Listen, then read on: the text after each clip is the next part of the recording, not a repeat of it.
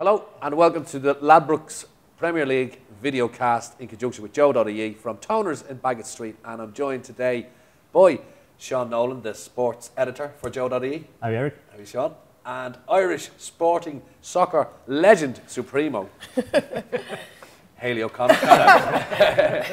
Tony Cascarino. How are you doing? You okay? Tony, thanks for coming along. And of course from Ladbrokes we have Hayley O'Connor. We do. Hiya, Hayley. Hi. I think last night we saw the might of Bayern Munich at the Emirates against Arsenal, and despite a brilliant start by Arsenal and then the sending off of the goalkeeper, it was pretty much one-way traffic for the Germans. And I suppose we're looking at Bayern Munich, and they're favourites for the Champions League.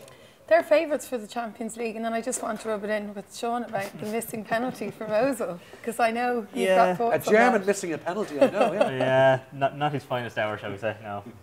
And against his mate. I mean, they grew up together. How do you have a penalty taker? He's missed his last two. How does he take the penalty, or be given the penalty, to take it against somebody who knows him, not only has grown up with him, but he's a colleague in the German team? Yeah. So I just thought it was a really strange... Look, hindsight, it was an awful penalty, but it's a bad decision for me. And do you think they're rightfully installed as favourites? Bayern, absolutely. You think that no Schweinsteiger, Thomas Muller didn't start. Ribéry's out injured. Wow. You know, that German club team is a powerful outfit. It's a better team than last year that won it, for me. 2-1, I tell you, I'd be all over them, because I think Barca would get beaten by Bayern. I certainly think Man United, if they met them, would get beat by them. Listen, I know Man United are worried about Olympiacos next week. Maybe in some strange way that the way Chelsea play would make it very difficult for Bayern, because they play very much a team that stops you. Yeah. And one thing that stood out from last night's game was the lack of ability for me, for Wenger to be a tactician, to stop them. At 0-0, at half-time, you had to put out a side that denied Bayern. Just stop them, because you were never going to survive keeping players like Ozil, who's not great without the ball, in the team. You were going to be under pressure. Yeah. They didn't have 10 men, they had 9, because Ozil didn't have a clue about defending last night. Yeah. That's not what he's bought for, in fairness, I suppose, but circumstances dictated that he was playing most of the match left back last night. Right, we're going to move on now to the Premier League, which is what we're all here for, really, at the end of the day, Hayley. Yes. And Man City are at what's when they're the favourites. Yeah, they're just a shade off evens at 23 to 20. There's little in it. Chelsea are 6-4. But I'm really interested in Liverpool at 8-1, because I think they're actually too big a price, and I think they're the value bet at the moment. To win the league? To win the league. They're only 5 points off the leaders, and you know they've got all their challenging games, but they've got their challenging games out of the way. And you know, Brendan Rodgers seems to have stuck with his system. It's now working. Steven Gerrard wants that medal big time, and you know, with the likes of like Suarez and Sturridge, just unstoppable. So if they can get their defence locked down, I think that they could be a surprise. Tony, who's going to win the Premier League? I think it's for City. I said it from day one. I feel that they've got an incredible squad. I think they've done it without Aguero at times, who's unfortunately been injured far too often for them. They have to go 2 up front. I think they're better with 2 up front. They took on Arsenal and they played Negredo and Aguero up front. They get 5. OK, Aguero went off, but they put Dzeko on. They played them 2. And they, for me, suit that system. And I think even though the disappointment of the Champions League result, in which they'll probably go out, I think will be a big plus. As long as Pellegrini goes with his formation that's proved and tested. You know, why do football clubs managers do this? Why do they play a system nearly every week, the same, play a big team like Barca and then say, tell you what, they're too dangerous, we're going to do this? You've already gave the initiative away. You don't see Barca changing. No, they won't change nothing. Yeah, that's true. And what about Arsenal? Is Arsenal gone? Arsenal no chance in the league, Sean? Arsenal gone, come here. I think at 13-2, it's a decent price. But as myself and Tony were talking before we kicked off, they have a terrible run of games coming up in March. They face Spurs, they face Everton, they face Chelsea, they face City. They're 4 massive games back-to-back in the league. If they can get through those, they have a real chance, but that's a lot easier said than done. Why do they always flatten, though? What's their issue? It's possibly a slightly smaller squad, not enough rotation. Certainly the big problem this year has been relying on Giroud as the main striker. They've had no one really to back him up. Sanogo has come in the last few weeks, but he's a young kid. He hasn't really had a chance to get in something. His second game last night. But until Arsene Wenger becomes a better tactician and that means sometimes putting in a performance from a team. I'm so interested about Sunderland this weekend. You know, Sunderland is a game for them 9 times out of 10. Poyet's on a great run. They've had an incredible down night last night, haven't they? You know, it's a downside to the, and then they play a team. I just don't know if tactically Wenger can set out to do a number on somebody. And I think that March period, when they play all the top sides, I think he'll get it wrong. Look, it's been deja vu for Arsenal, not only in Champions League, but in league games where they've given a bad mistake by a individual. Not one, but a number of players have made big errors. And I think that's been exactly Groundhog Day for Arsenal too often. Getting back to the other end of the table now, the relegation scrap, and it's all changed at Fulham. There seems to be madness going on behind the scenes at that club. The third manager this season, Felix Magath, who is a German, I suppose, footballing legend, both as a manager and a player, and he's taken over the reins. Is he the man to save Fulham from the relegation? Well, it's got to be a dramatic change, hasn't it? I mean, third manager, into the second week of February, and trusting the previous manager, Mullenstein, with a transfer budget, you know, go out and play, doesn't even get to use them players.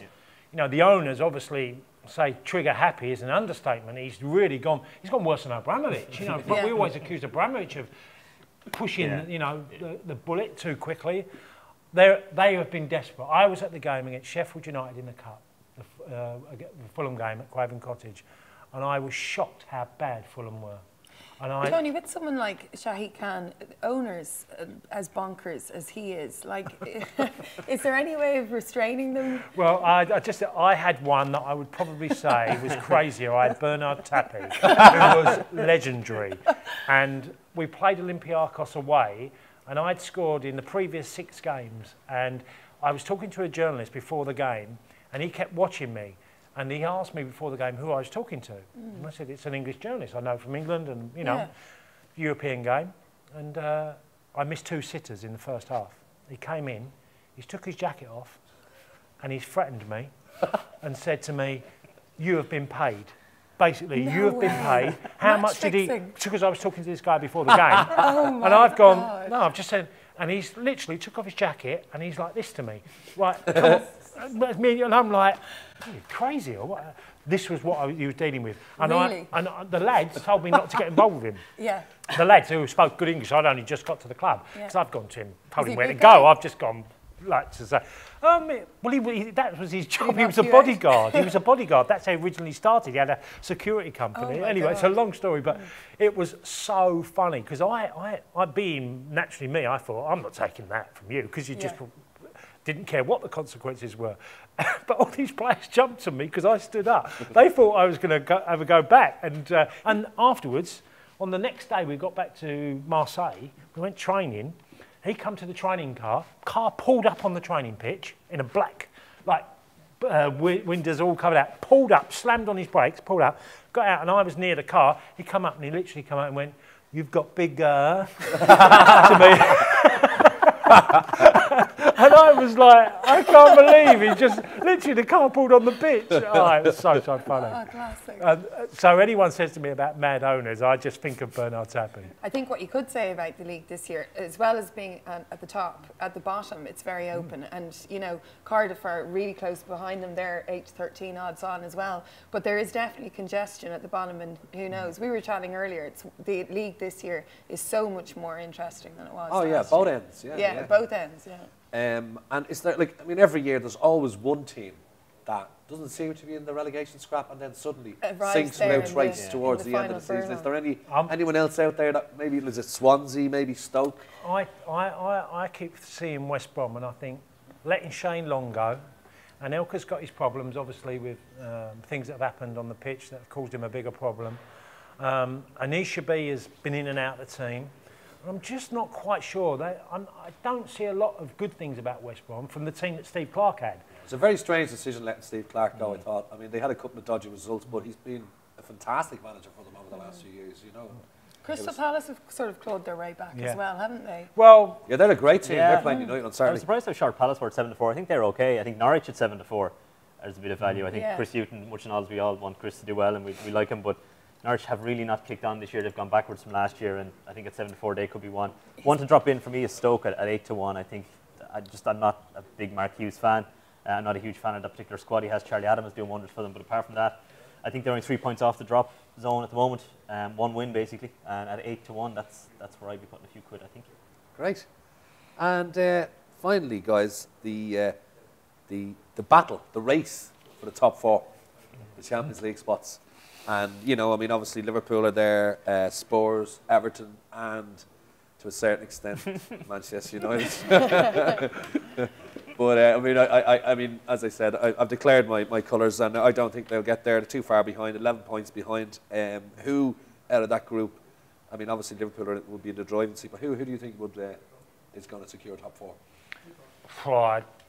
I think it's a big ask for Tottenham and Everton to catch Liverpool. Really, Tottenham are on a great run of form, though. Yeah, they are. And I mean, Tim's turned up and he's done, you know, quite basic things. He's just gone, the guy that was completely out in the cold is now the focus of our team. Yeah. We're going to use him and we're going to play people around him. And I think they've enjoyed the sort of Harry Redknapp style of getting the ball forward a little bit more quicker and being adventurous. I don't think you can underestimate. I just think defensively, I'm not quite sure about Dawson's pace. I think that he's still a little bit, probably half a yard off of, you know, he's a defender that's very capable. I'm just not quite sure in that position.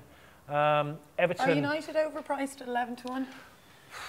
It's a big gap. Yeah. And what evidence have we had apart from the only reason we can say because it's Man United? Man United.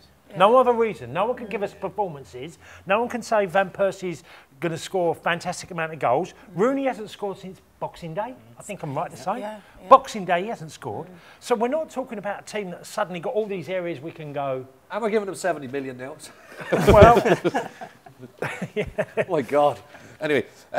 Liverpool, though, at 4's on, I mean, I think they have to do it, don't they? And they only have the Premier League to concentrate on, which is a good 12 thing. games, yeah. Yeah, no, they're the form team. I mean, they're doing very well. Okay, I'd be a bit worried about them defensively. Mignolet seems to be liable for at least one mistake every game, and it's been costing them goals, but they've been scoring enough the other end to compensate for it. So, yeah, as long as Sturridge and Suarez keep fit, Gerrard's playing very well, playing a deeper role but assisting quite well. So I think it's Liverpool's to lose at this stage. And to be honest, maybe Arsenal will end up in 4th, unfortunately, more so than Liverpool. Well, at least they'll get top 4. That's the main thing. That's the main thing.